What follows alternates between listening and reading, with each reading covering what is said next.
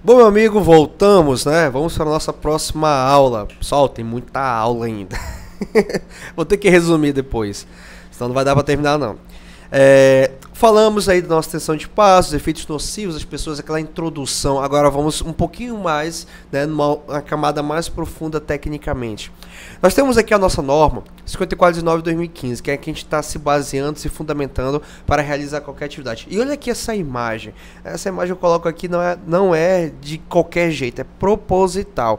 Nós temos aqui o engenheiro fazendo o laudo, então um técnico acompanhando o serviço de preparação e instalação de SPDA. Lembrando que todos devem estar conectados a uma linha de vida, todos devem estar ali trabalhando com todos os procedimentos técnicos da NR35, que é o que diz respeito a trabalho em altura.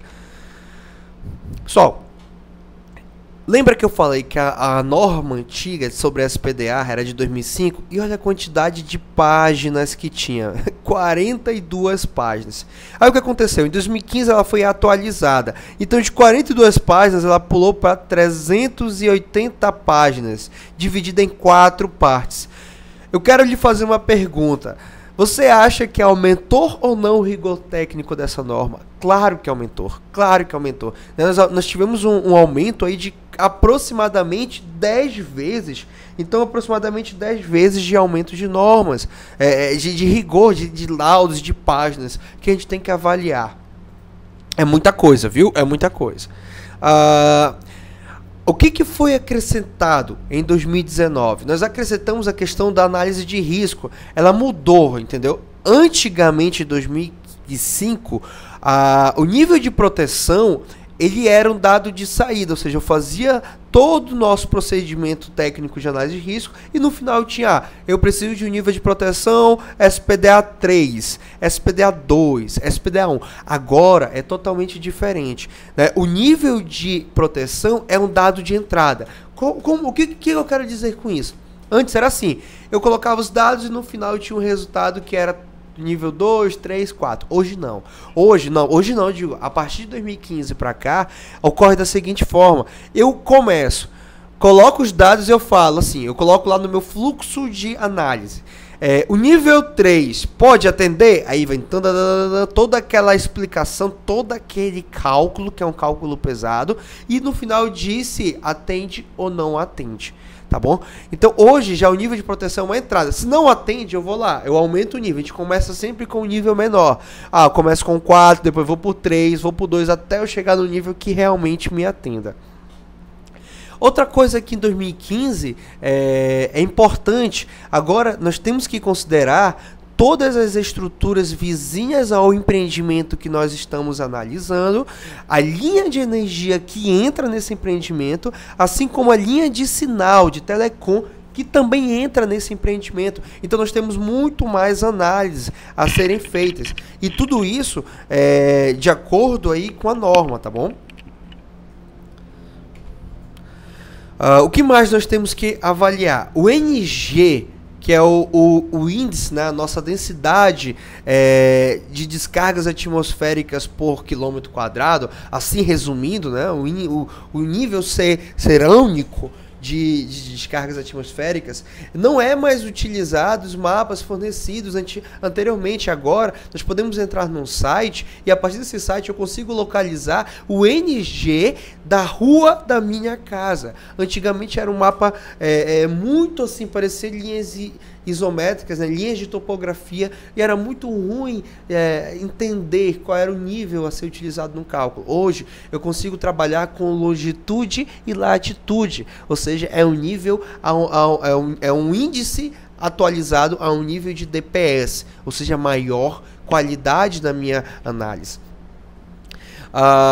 Além de considerar as estruturas vizinhas, nós também temos que apresentar as zonas de proteção contra raio. Nós temos algumas zonas e essas zonas são identificadas de acordo com o meu procedimento. Nós temos a zona 0, que é a zona que vai receber diretamente a descarga. E nós temos as zonas, zona 1, 2, 3, que são zonas dentro da edificação que eu posso criá-las para proteção individual de cômodos mais específicos, como por exemplo, eu tenho um laboratório, a zona 0 é até a estrutura externa do laboratório. Dentro do laboratório eu tenho uma sala de CPD, que é de TI, aquilo eu posso definir como zona 2. A zona 1 pode ser a entrada, a subestação desse laboratório, e a zona 3, né, pode ser um centro cirúrgico, ou então uma sala de equipamentos mais específica desse laboratório. Então a gente começa a zonear a nossa edificação. Isso já é uma filosofia da atualização de 2015. Nós vamos explicar isso. Outra coisa que foi acrescentada em 2015, nós temos agora a questão das perdas, né? É avaliado as 4 perdas. Isso vai depender da edificação que você está fazendo a análise. Todas as edificações vão utilizar a L1, que é a perda de vida humana, porque toda edificação vai ter alguém ali circulando, então todas as edificações eu analiso L1. A L2 eu vou analisar quando eu tenho uma edificação que é feita para atendimento ao público, por exemplo, quando eu tenho uma concessionária de energia, ou então uma subestação que alimenta 5 bairros, por exemplo, que no momento que ocorrer uma descarga, pode ter algum distúrbio elétrico e isso vai interromper o fornecimento público. Outra coisa, que trabalha com TI, por exemplo, a Vivo tem uma central na sua cidade, a Vivo, a Claro, e caiu uma descarga atmosférica nessa central e de repente desligou toda a transmissão de dados, ou seja, acabou aquela transmissão de dados de internet, de celular. Então isso tem ali uma perda de atendimento ao público. Hospital, polícia, a gente tem que tomar cuidado de considerar essa L2 nesses casos. Por quê?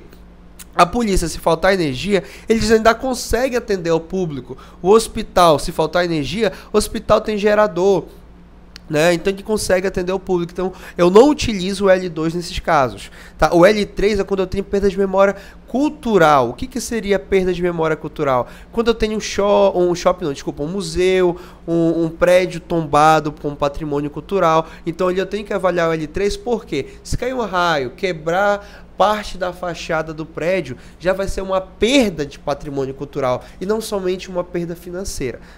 Perdido? Outra coisa é o valor econômico. Esse L4 eu tomo muito cuidado, porque para ser avaliado esse L4 eu tenho que ter alguns dados, principalmente os dados da edificação. Qual é o preço que essa edificação tem, o valor econômico da edificação e dos equipamentos que tem ali dentro, dos animais que tem ali dentro. Quando eu falo de fazenda, quando eu estou fazendo o laudo de fazenda, eu sou obrigado a fazer a avaliação L4, por conta da perda de valor econômico daquilo que nós falamos anteriormente, né? No caso de um animal ruminante ou qualquer outro animal morrer, no caso não morre só um, morre mais de 100, 200, então isso já é uma perda de valor econômico. Eu tenho que colocar. Outra coisa, onde que eu coloco perda de valor econômico? Em indústria, principalmente em indústria que trabalham com produção. Por quê?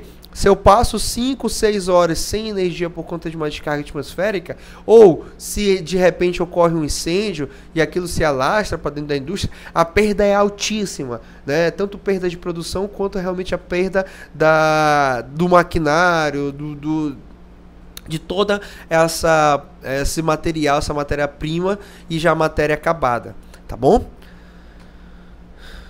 E o que mais, né? O que mudou, né?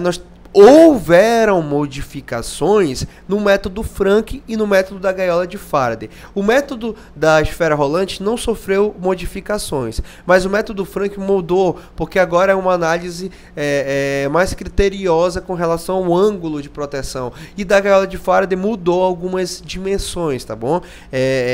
Principalmente as dimensões diminuíram em alguns casos, a gente vai ver depois. E com relação aos condutores de descidas, então eles mudaram, né? Os espaçamentos foram reduzidos para os níveis 2, 3 e 4. O nível 1 manteve-se o mesmo espaçamento, mas para o nível 2, 3 e 4 foram reduzidos.